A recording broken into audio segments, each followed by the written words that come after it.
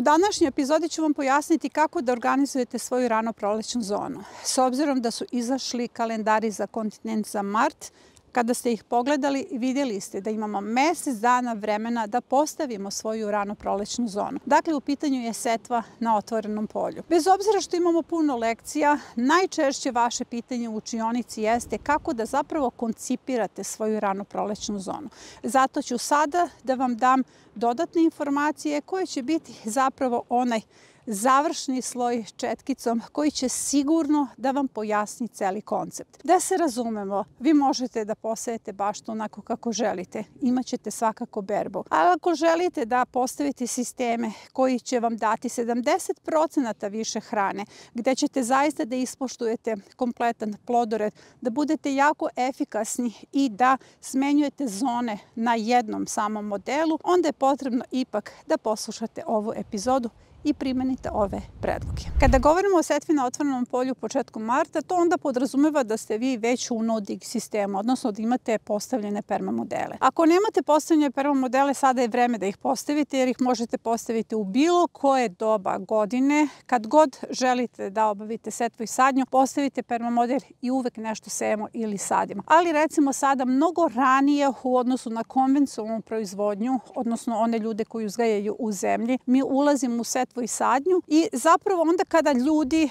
oko mene koji su u zemljanim gredicama seju grašak, kod mene je grašak već uveliko cvetao. To je velika prednost jer recimo grašak je rano prolećna kultura. Sve kulture koje sada sejemo su rano prolećne kulture. Treba im nešto niže temperature i treba im puno vlage koje nama nudi proleće. Na taj način mi koristimo benefit proleća. Zapravo, kada su u pitanju permamodeli, oni vam deluju na početak, odnosno kada pogledate njihovo uslojavanje, za početak deluje vrlo komplikovano. Ko će sad sve to da uslojava, kako će to sve funkcionisati, zato što su to novi sistemi za vas. Ali permamodeli su samo proces koji vas vodi do no-dig sistema. Ja sam recimo sada već uveliko u no-dig sistemu, ja ne uslojavam permamodele, ja samo nadograđujem svoje sisteme. Što znači da zaista vredi da uložite malo više energije, malo više vremena u uslojavanje permamodela koji će vas dovesti do ovog sistema u kojima ja danas uzgajam.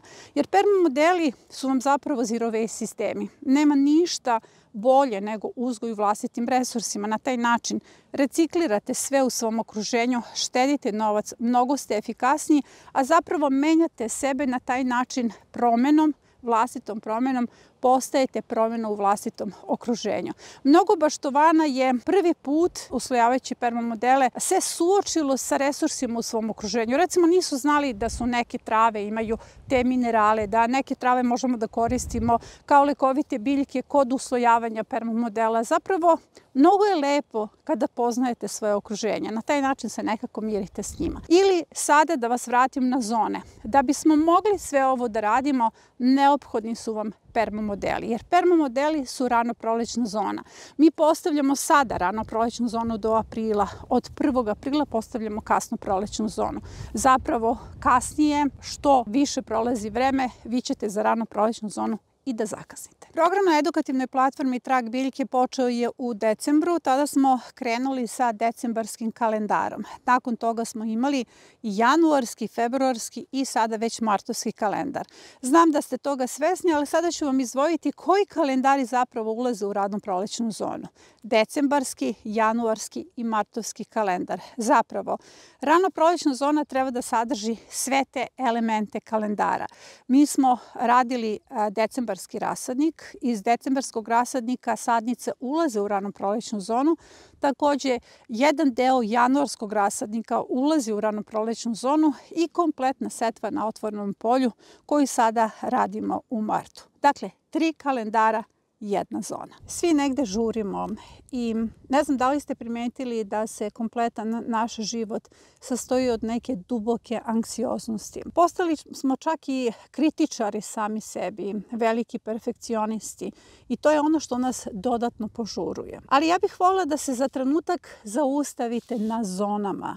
Zone su vaše humane vrednosti. Zone vam pomažu da se praktično ostvarite. One vam pomažu da se zaustavite. Jer evo pogledajte ova rano prolećna zona. U pitanju je zona koja ima svoju ograničenu vrednost. Dakle, postavljamo nekoliko permamodela. Također imamo mesec dana za setvu, što znači da imate zaista vremena da to bude uživanje. Ne treba sada po svaku cenu ubaciti te biljke, ubaciti to seme. Zaista bih voljela da zone doživite kao neku vrstu protoka, zapravo kao neku vrstu kreacije, jer svaki od ovih permamodela treba da bude vaša lična kreacija. Za početak ne možete da pogrešite.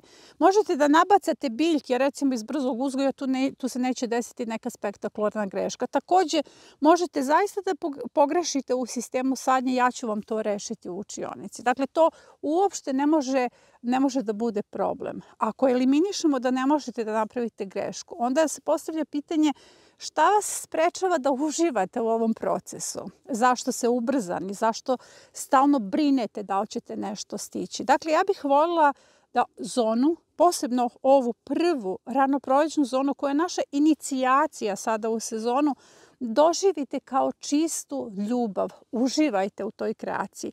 Prepustite joj se. Pa čak i ako 25. marta posejete ove kulture, one će zaista brzo da niknu zato što je 25. mart topliji nego 1. mart.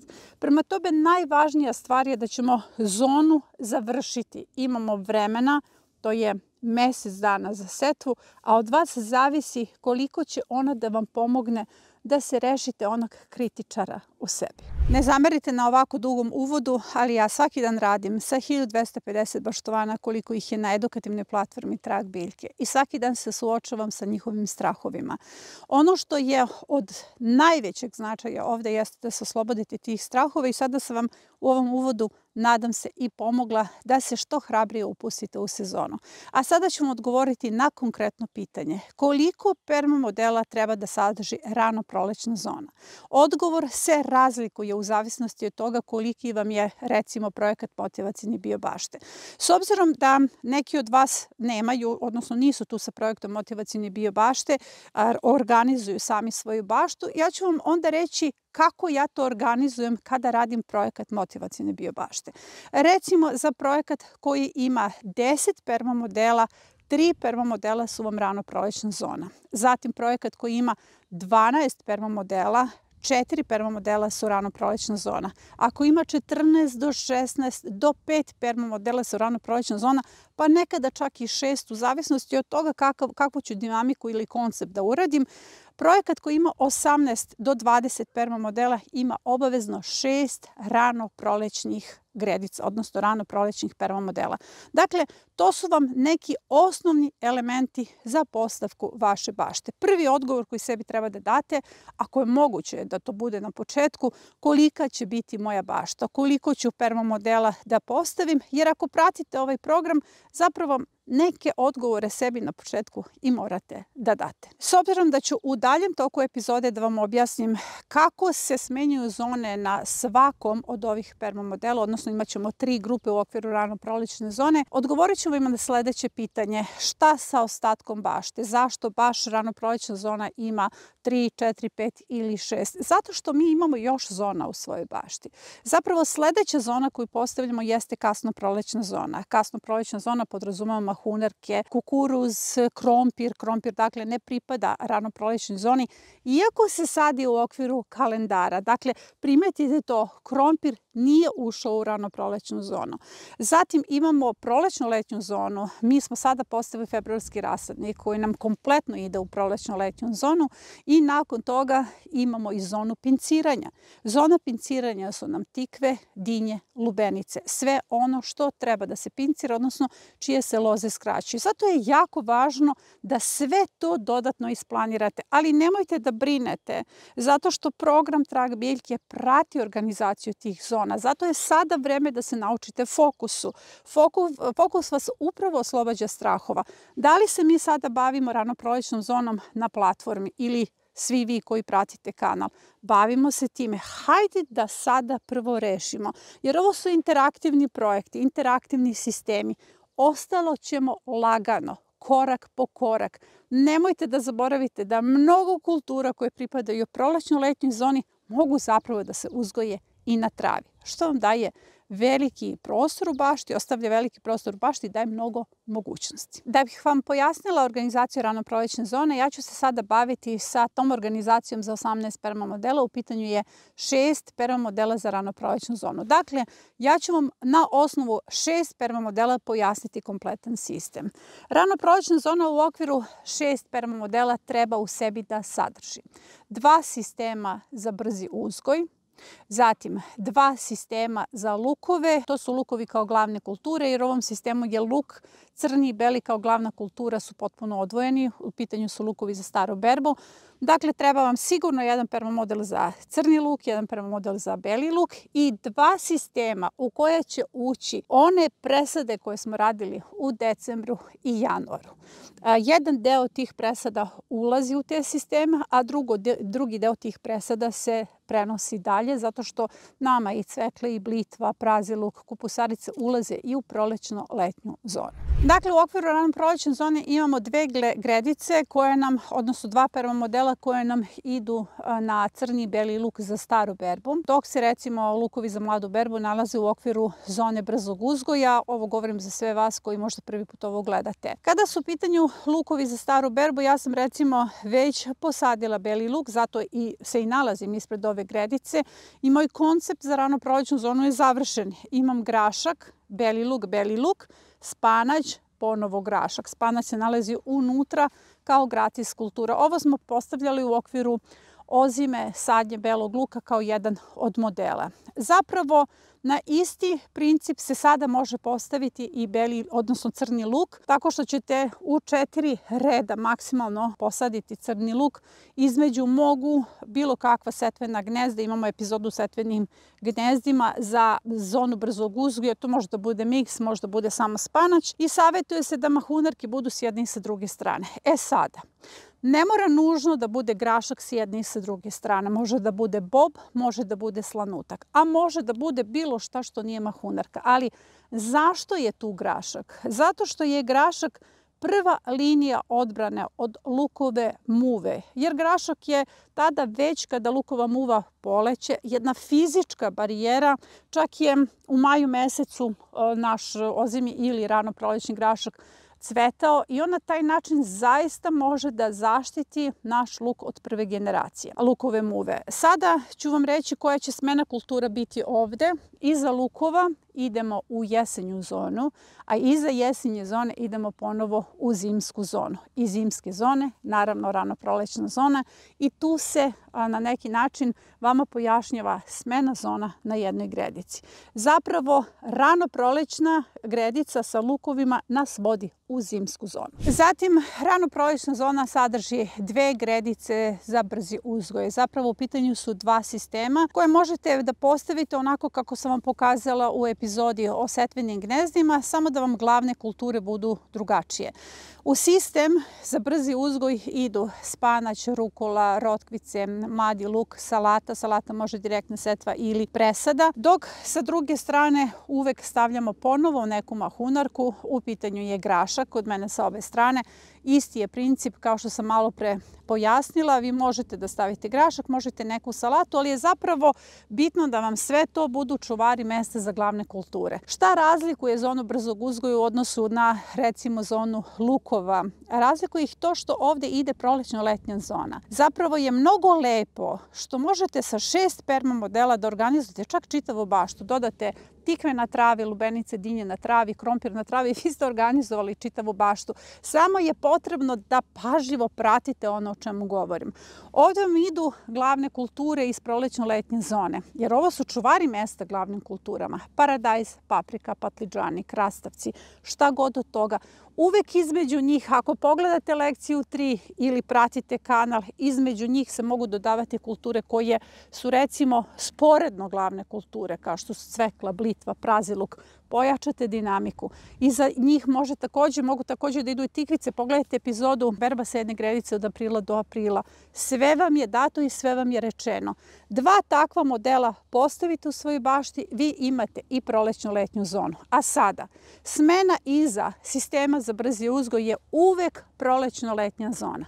Iza prolećno-letnje zone smena je uvek zimska zona. i konstatujem da ponovo i sa ove dve gredice odlazimo u zimsku zonu. I ostala su nam još dva perma modela za uglavnom ubacivanje presade iz januarskog i decembarskog kalendara. Zapravo, ova dva perma modela ne sadrže samo presadu. Rano prolećna zona podrazumeva i setvu mrkve. Vi morate ovdje da ubacite i dovoljnu količinu mrkve. Zatim, ako vam nije uspeo peršun, paštrnjak, celeri obavezno idu i sadnica, oni se ubacuju 1. aprila, ali ako vam ove kulture nisu uspele kao što su peršun i paštrnjak, onda je potrebno da ih sada direktno posejete. Savjetujem integralne sisteme zaštite. Zapravo, trijada plodoreda ovdje mora da bude zadovoljena. Radite direktnu setvu graška, bobal, slanutka, ubacujete prvu kategoriju plodoreda kasnije od 1. aprila, to su vam sadnice, kupusarice, praziluk, imate drugu kategoriju plodoreda kao što su salate, zatim imamo cveklu, blitvu.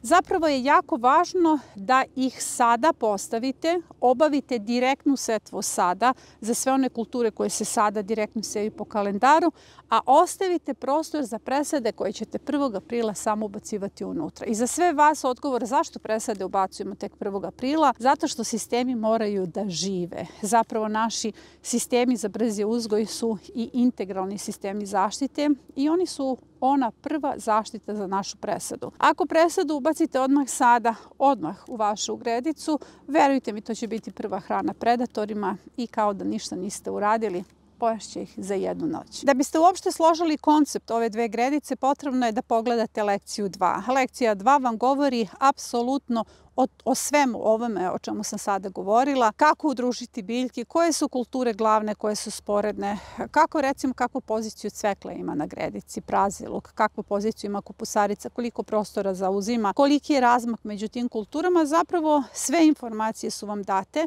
Za one koji nemaju pristup lekciji 3, zato što je ona dostupna samo našim baštovanima na edukativnoj platformi Trag biljke, također i vama se ovo snimljeno. Dakle, ja ne uskraćujem informacije. Informacije su prisutne svima, jer ja smatram da ili hoćeš ili nećeš da naučiš ljude. Ako želim da naučim ljude, onda zaista ne smem da im uskraćujem informacije, jer informacije koje dajem vas zaista vode do ovakvih sistema. Samo je potrebno da ovo o čemu govorim nađete među kratkim videima, recimo turnusi cvekle, kako organizovati cveklu u odnosu na papriku.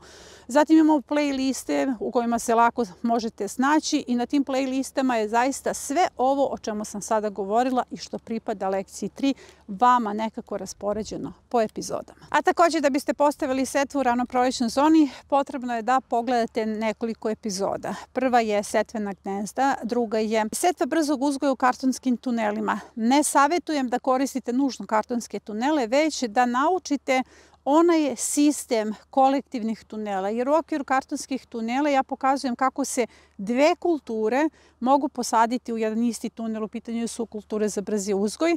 Zatim sve vezano za setvu mrkve u tunele. To su nekako osnovne lekcije, rekla bih ovdje, i naravno uvek naš početak, to je nadzemni i podzemni permamodeli.